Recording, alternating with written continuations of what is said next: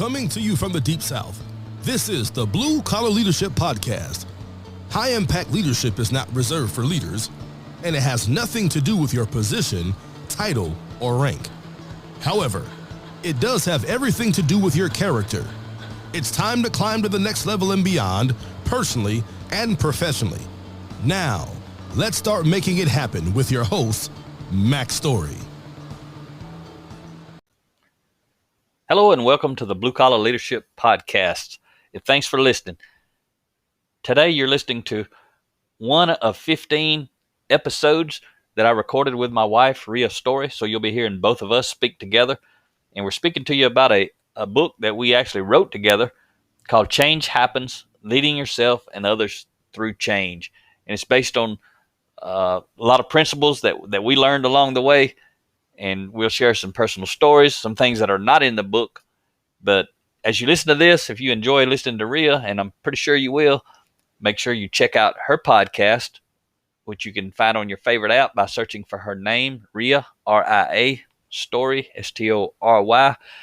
And also, she's all over LinkedIn. She puts out a lot of content. She's got a lot of books on leadership development and personal growth. So be sure to check out Rhea.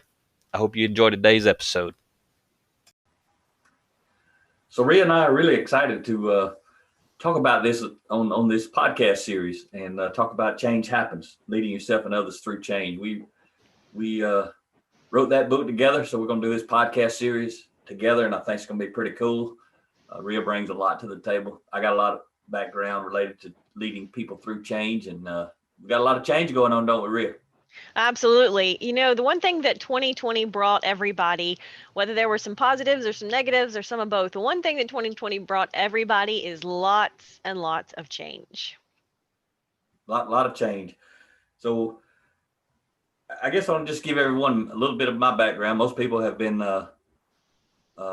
listening to me on my podcast probably know that between 05 and 08, or excuse me, 05 and 2012, I led leaders and their teams through over 11,000 hours of process improvement, organizational change, cultural transformation, and in the manufacturing space. So that's where I learned the most about the subject that we're going to be talking about. And on my podcast in 2020, my theme is going to be change. So every podcast, except for the very first one, you and I did that together on your book, Primetime, The Power of Effective Planning. We did a year-end episode where I interviewed you, and then we did one where second part was the open to 2021. So all the rest of them this year, though, for me, are going to be on change. So tell us why is this? Introduce this to the folks, Rhea. Well, you know, it's interesting because Change Happens is one of the most requested topics that you and I get asked to speak on because it's so relevant to everybody, whether it's personal or professional, right? We're all experiencing change on some level. Change is constant. It's always happening. And the thing about change is that most of us don't really like it unless it's our idea, right? Most of us don't like change because we as humans just like to get comfortable. I mean, it's just our nature, right? We spend our time in high school and we can't wait to get out so that we can get comfortable. And we spend our time in college and we can't wait to get done studying and graduate so that we can get a job we like and a house we like and get comfortable. And then we can't wait to retirement so that we can quit the job that we wanted to get and get comfortable, right? It's part of our human nature, I think, to seek a status quo, a comfort, a stability where things are just steady. But the problem with that is that doesn't help us be successful in life, right? Because conditions around us are constantly changing. And if we don't learn and grow and adapt to them, then it's impossible for us to reach our potential personally. It's impossible for us to be most successful professionally. And so learning how to overcome ourselves is one of the biggest tools that we can, you know, embrace and grab onto and learn how to respond to change effectively and leverage it and adapt to it. Yeah, so I hope everybody grabs a copy of the book. We're going to talk about a lot on here that's not in the book, and so we spend a lot of time trying to put a lot of stuff in a small space in that book. If you're not familiar with the book, it's 30 chapters, 3 pages per chapter, but there's 15 sections in there.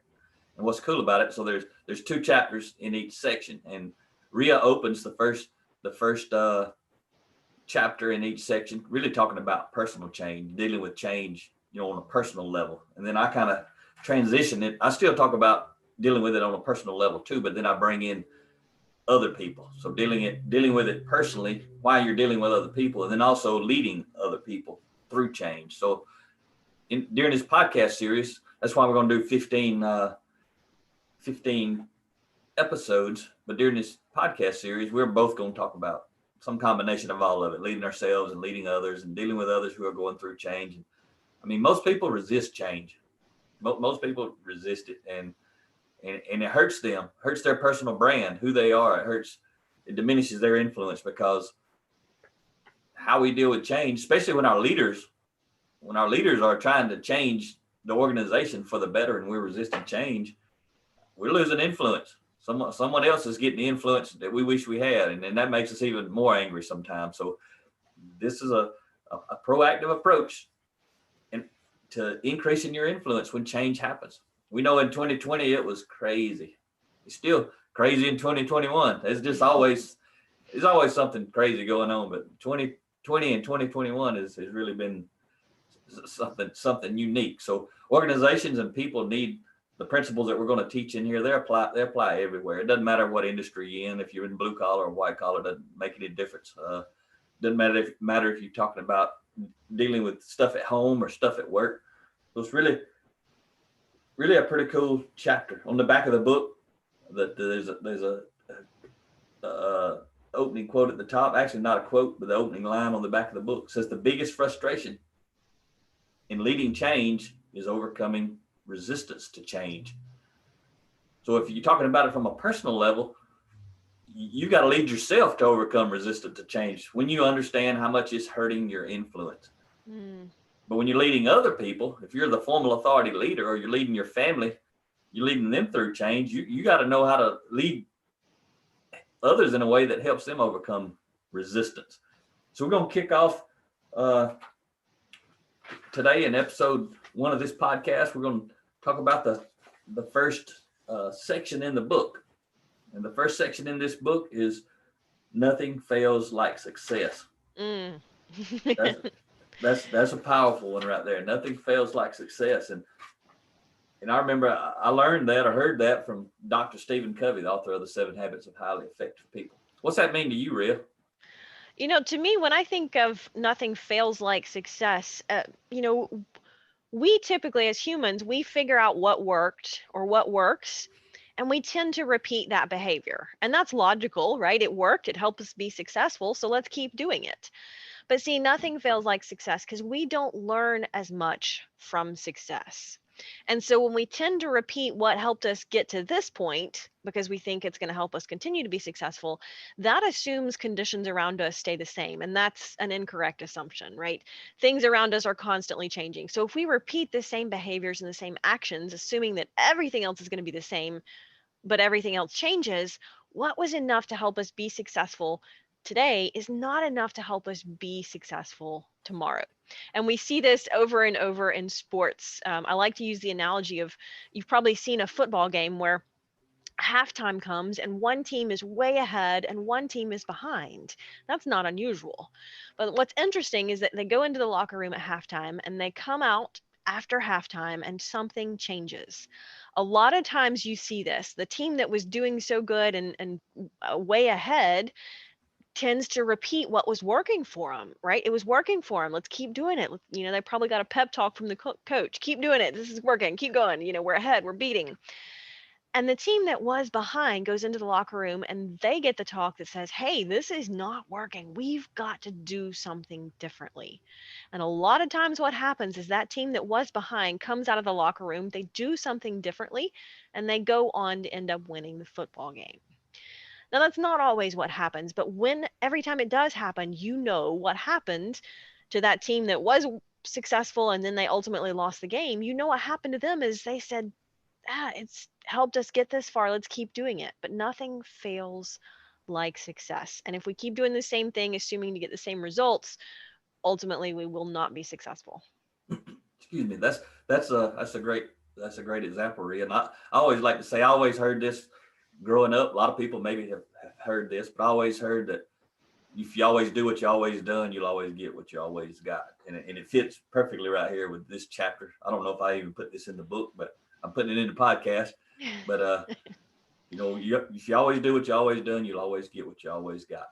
People say that, and other people nod their head and agree with it, but I don't agree with it. I think it's absolutely false, because if we always do what we always done, but the people we're competing with, it could be co-workers or it could be other organizations. If we're talking about it at the organizational level, if they're trying to get better personally or organizationally, and we're just doing what we've always done, we're not going to get what we always got. Those folks are going to get more.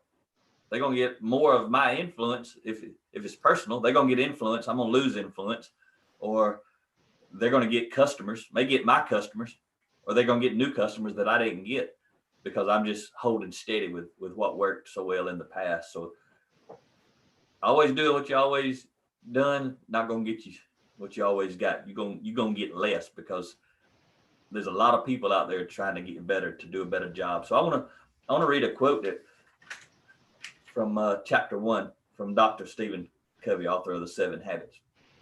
He says, when a challenge in life is met by a response that is equal to it, you have success. But when the challenge moves to a higher level, the old, once successful response no longer works. It fails. Thus, nothing fails like success. I mean, that's the line we took the name of this chapter from, and we'll make sure to give him credit right there. And that's why we have it in the book as well. But the problem with success, and why it's often the precursor to downfall, is because success often doesn't teach us anything. What do you think about that, Rhea? Yeah, and it's true. We tend to learn, as humans, our learning model is figuring out what didn't work. And that's how we figure out, well, let me try something else. What does work? So when we figure out something that works, we don't learn as much from it, right? We learn more from our failures and more from our mistakes. Now, success isn't a bad thing. It's just that it tends to not bring us as much important information. It doesn't teach us anything.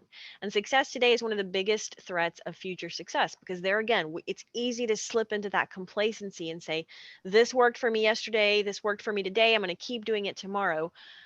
But that just assumes that conditions around us are going to stay the same, and that complacency is such an easy trap to fall into, right? As I said, we like to get comfortable, but complacency doesn't reward us either personally or professionally. Yeah, and that goes back to those 11,000 hours that I was leading organizations through. Most of them were doing great.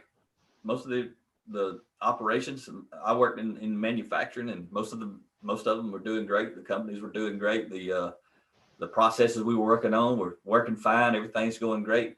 But success today is one of the biggest threats to future success, and it takes a high impact leader to understand that we need to change and get better and invest money and invest time when everything's working right. Because a lot of managers of people, they just want to rake in the profit. Leaders of people want to realize we're going to get some profit, but we need to get some profit next week, next year, next month, and that sort of stuff. So a lot of people in 2020 and moving into 2021 have realized that what got them to where they were is not going to take them to where they want to be, and may not even keep them where they are. A lot of people didn't prepare. They were resting on their success. They were not prepared for things to change. A lot of people went out of business. A lot of people lost jobs. At a personal level, a lot of people lost jobs and didn't have any savings in the bank. They weren't prepared to lose their job. Maybe they've been working there 20 years and everything was going smooth. Nothing feels like success. Living check to check. Maybe you've been successful living check to check. But when things change and you don't have a check, life's going to get rough. So there's all kind of ways to see this principle on a personal level. And it takes a high impact leader with a high degree of character to actually go in to motivate and inspire people who don't want to change to actually get engaged with changing, to be proactive, using another term from Dr. Covey, being proactive with the change. nothing fails like trying to remain the same in a changing world. That's basically Mm. what we're talking about. Yeah, Well, absolutely. Because things around us are constantly changing. People are changing, processes, customers, products, the demand changes, suppliers, expectations. I mean, so many other things are changing constantly. So, from an organizational standpoint, as a leader, we've got to have the vision and say, I know change is coming. And as an individual, we can have the same mindset of saying, I know change is coming. What should I be doing now to prepare myself to be better equipped to meet those challenges, those changes in the future? What should I be doing today so that I can be quicker to adapt, so that I'm more prepared to adapt? And that comes down to the daily growth of the individual and really honestly the daily growth of the leader. absolutely. And when I led those teams, I would basically go in. I'd show up on Monday. I'd get a new team, and a lot of them never worked together as a team, but basically a group of people, and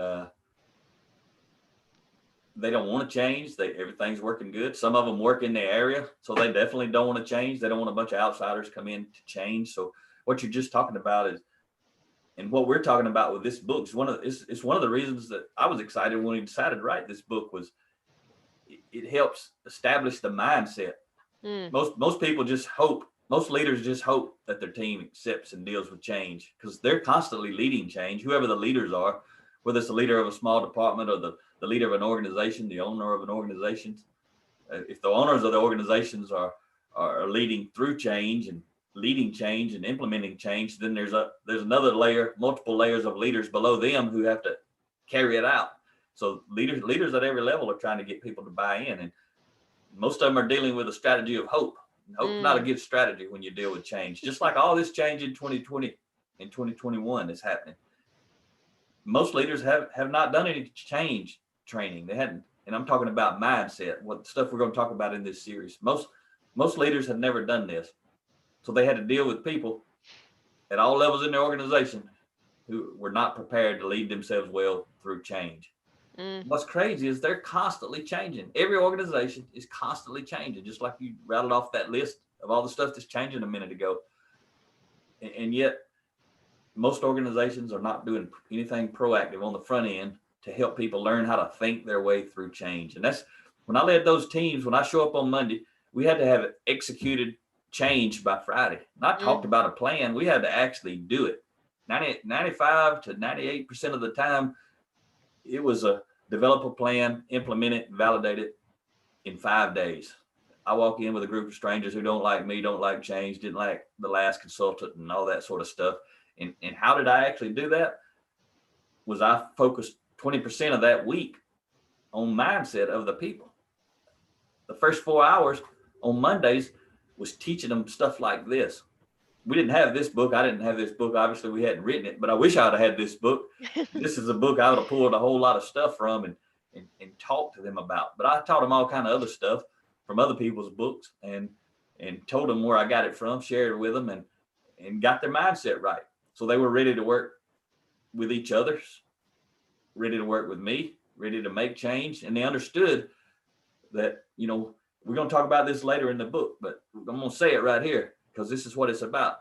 When change happens, some people whine, some people shine. And the ones who shine, That's so good. that's pretty good, ain't it, Rick? It is. And so when change happens, somebody's going to shine, somebody's going to whine. And most people whine. That's why it is so easy to shine. If you got the mindset and understand why, I mean, it's when you talk about it on a personal level, it's a competitive advantage for you to get Absolutely. promoted, to get raises, to get recognition, to be involved, to have influence in what the change is going to be. When you shine, you get to be a part of the change. You get to lead it. You get to champion it. And the leaders who are responsible, you become their best friend.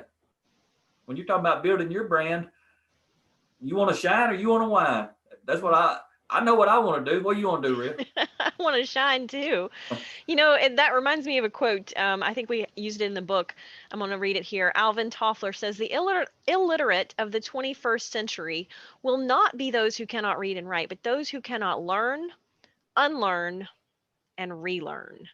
And that's really what you're talking about there. When change happens, you can learn and unlearn and relearn, and you'll shine. You'll stand out as someone who's willing to adapt and embrace change and lead change.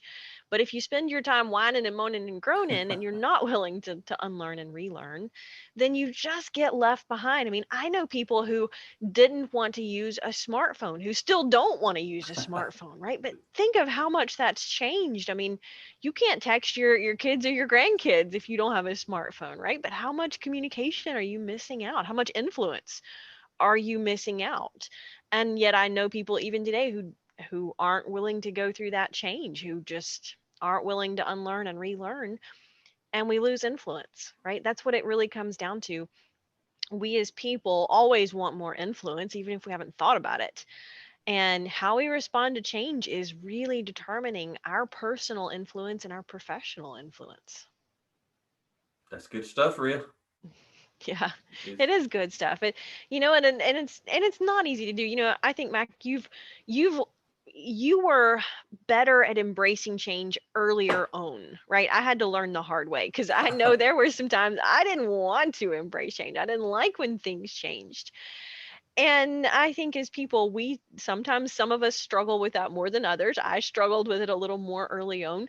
I remember one time I came home from work and you had like all the kitchen cabinets open and you were pulling dishes and stuff out. And I was like, what are you doing? And you're like, well, if I move my plates here and the bread here and rearrange the pantry, I can make my tuna fish sandwich more efficiently every day from lunch when I come home from work.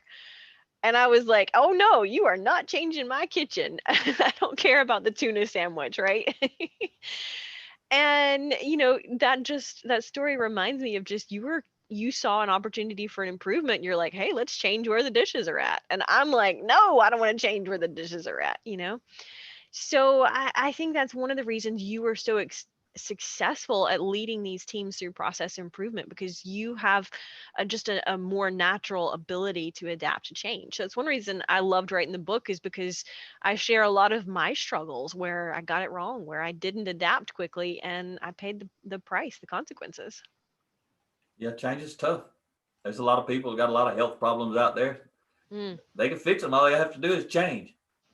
But till they change their values, nothing's going to change. So they have to value changing instead of value everything remaining the same. But I think you're right. I have, I guess it's a blessing, if you want to call it that I really do like change. There's some things I don't like to change, but most things I really like change. I naturally try to make things better. And that irritates a lot of people, because a lot of people like to have everything remain the same, and especially in the workplace. A lot of people just want to come in, do their work, go home. But for that company to thrive, they got to change.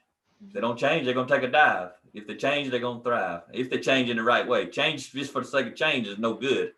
But change for the right reason, in the right way, at the right time, is going to take you to an entirely different level. Now, Woodrow Wilson, he says, if you want to make enemies, try to change something. And there's a lot of leaders, they're making enemies because they haven't grown and developed the people, develop their mindset so that they want to embrace change, so that they see the benefit. Whenever we speak, we do it together. Whenever we speak, and I ask people when we're talking about this subject, and I say, how many of you out there want to raise your hand and say, I want to be a whiner?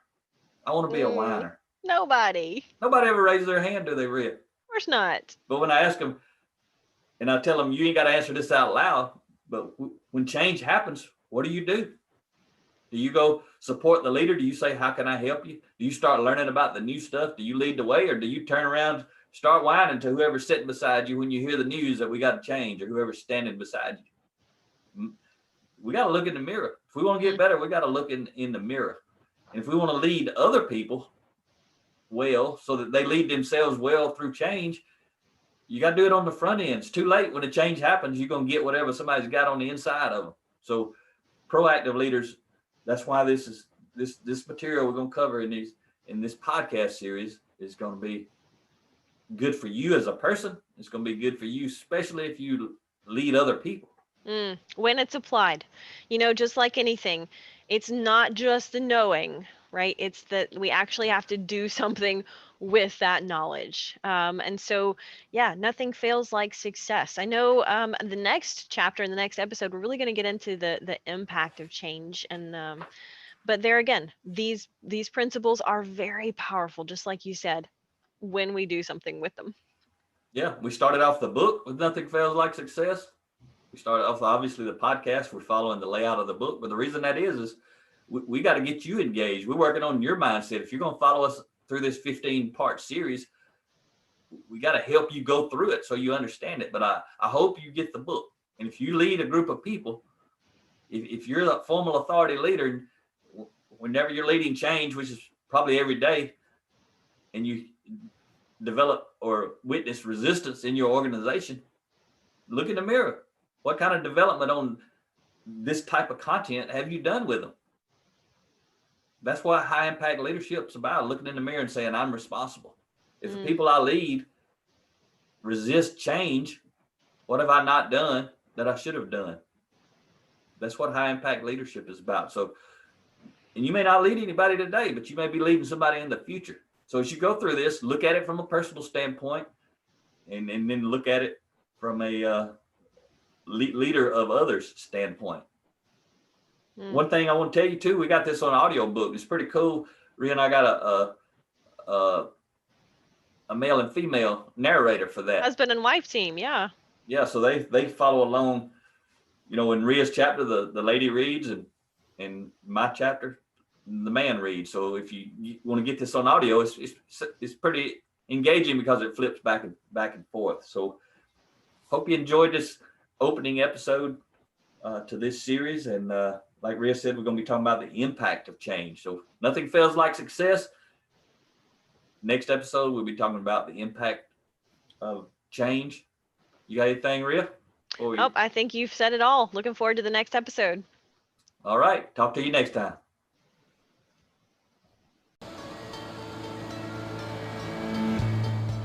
Make it happen or someone else will. It might as well be you.